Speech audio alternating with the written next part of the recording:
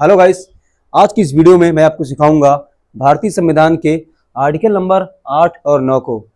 आप इसमें ये सीखेंगे कि आर्टिकल नंबर 8 और 9 में भारतीय नागरिकता यानी सिटीजनशिप का क्या प्रावधान है, इसमें नागरिकता के बारे में क्या बातें कही गई हैं। वैसे मैं आपको आर्टिकल नंबर 8 पढ़ा चुका हूँ। याद करिए जब मैं आर्टिकल नंबर 5 पढ़ा रहा था। अभी हम क्या पढ़ रहे हैं? भारतीय संविधान, जिसमें भारतीय संविधान का क्या पढ़ रहे हैं? Part second. पार्ट सेकंड किससे संबंधित है बच्चों? सिटीजनशिप से,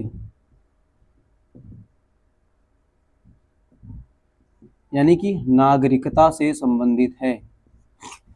यानी पार्ट सेकंड में आर्टिकल नंबर कहाँ से?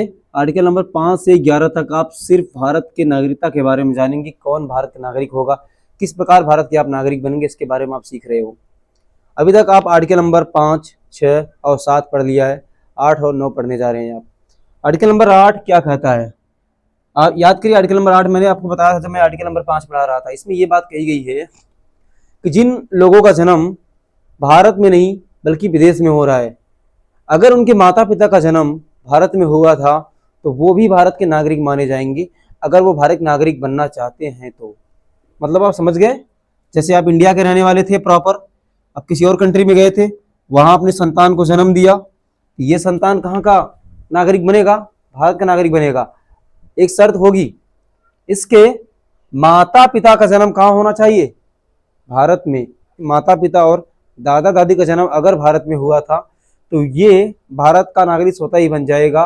ये आर्टिकल नंबर 8 की बात है। खैर ये मैं बता भी चुका हूं, आपको समझाना है आर्टिकल नंबर 9 ये क्या बोलता है। चलिए समझते हैं आर्टिकल नंबर 9 में क्या बातें कही गई है। ये आर्टिकल नंबर 9 डुअल सिटीजनशिप का विरोध करता है। ये क्या करता है? डुअल सिटीजनशिप का ये विरोध करता है कि दोहरी नागरिकता, यानी कि आप दो देशों की नागरिकता एक ही साथ नहीं ले सकते। चलिए मैं समझाता हूं इसका मतलब क्या है। जैसे आप समझिए आप एक भारतीय हैं और आप अभी भारत के नागरिक हैं, लेकिन अगर आप किसी और कंट्री में जा रहे हैं, वहां आप जा रहे हैं, अगर आप क्या बन जाते हैं? यहां के आप नागरिक बनते हैं। आप यहां के नागरिक बनते हैं तो आपको भारत की नागरिकता खोनी होगी, क्योंकि भारत में डुअल सिटीजनशिप का कोई प्रावधान है ही नहीं है।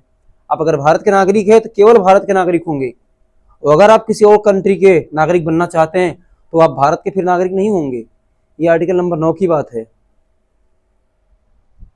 मतलब आपको समझ में आ गया होगा कि अगर आप भारत के नागरिक बनना चाहते हो तो आप केवल भारत के नागरिक रहोगे, और अगर आप किसी और कंट्री के नागरिक बनना चाहते हो तो आप सिर्फ उसी कंट्री के नागरिक बनिए, आप जहां के बनना चाह रहे हो, फिर आप भारत के नागरिक नहीं होंगे। अब इस आर्टिकल की महानता क्या है? नंबर 9 की महानता क्या है? महानता तो बड़ी इंपॉर्टेंस है इसकी। इसका सीधा सीधा ये आर्टिकल ये कहने का प्रयास करता है कि आप जिस देश के नागरिक है, अपनी निष्ठा खाली आप उसी राष्ट्र के प्रति रखिए। जैसे आप भारत के नागरिक है तो आपका निष्ठा सिर्फ भारत के राष्ट्र के प्रति होना चाहिए। ऐसा नहीं आप भारत में रह रहे हो, निष्ठा पाकिस्तान के लिए रख रहे हो, या आप पाकिस्तान के नागरिक हो, निष्ठा भारत के लिए रखो। अगर आप पाकिस्तान के नागरिक हो तो बेशक अपने देश के प्रति निष्ठा अपनी रखिए, और अगर आप भारत के नागरिक हो तो बेशक आप भारत के राष्ट्र के प्रति निष्ठा रखिए। ये बात मैं मुसलमानों को कहना चाहता हूँ कि जो मुसलमान भारत में रह रहे हैं, अगर वो भारत के नागरिक हैं तो अपनी निष्ठा सिर्फ भारत के लिए रखें, क्योंकि अगर आपका देश सुरक्षित है तो आप भी सुरक्षित हैं, और अगर आपका देश ही सुरक्षित नहीं है तो फिर आप भी सुरक्षित नहीं हैं। तो हमेशा ये करना चाहिए, आप जिस देश में रह रहे हो आप उसी देश के प्रति अपनी निष्ठा रखिए। ये आपका पहला धर्म होता है। तो दोस्तों ये थे आर्टिकल नंबर 8 और आर्टिकल नंबर 9। यहाँ से कुछ इंपॉर्टेंट बातें थी। मिलते हैं हम आपसे अगले आर्टिकल के साथ, तब तक के लिए धन्यवाद।